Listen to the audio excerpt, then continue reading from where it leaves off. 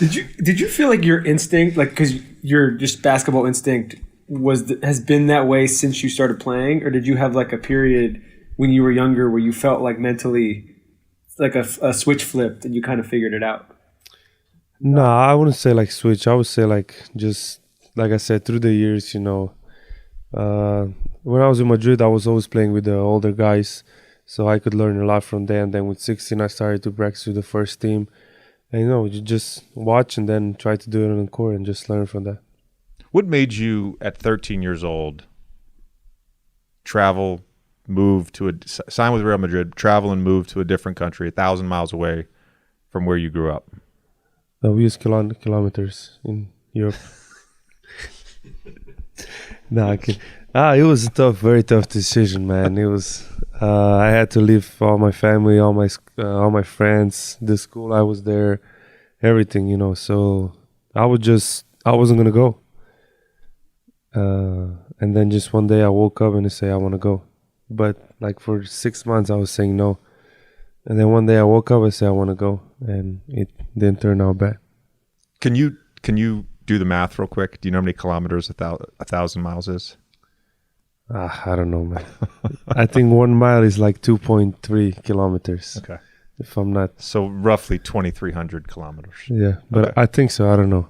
All right. Did you have periods when you were there where you were... Because you were still so young, you didn't regret it at all? You just were like, fuck this? Let's say like first 3-4 months, it was really tough. I didn't know nobody.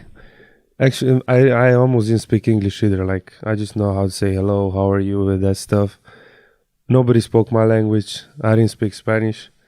So it was really tough. And that's how I learned Spanish so quick. And in 3 months, I could speak Spanish like this because I would just listen. But it was really tough, In 3 months, I was like just doing nothing. Just be there, listen, be quiet, and just stay there. Can you sort of compare the NBA to maybe not just the ACB, but the EuroLeague in general? And the EuroLeague is probably the second best league in the world. Yeah. ACB, in terms of a national league, is probably the second best. So just kind of compare the two, the NBA between Europe. Well, I would say European basketball is more team basketball, more tactics basketball. But it's, it's very different because the court is smaller, the fouls are different, the rules are different, so everything's different, and you have less time.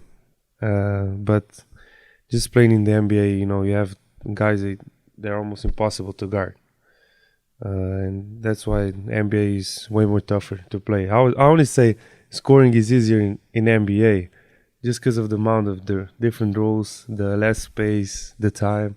So that's why I said it.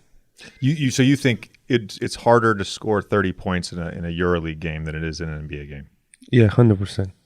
But there's better players over here. Oh, way better players. Yeah. I'm just saying because of the rules. Yeah.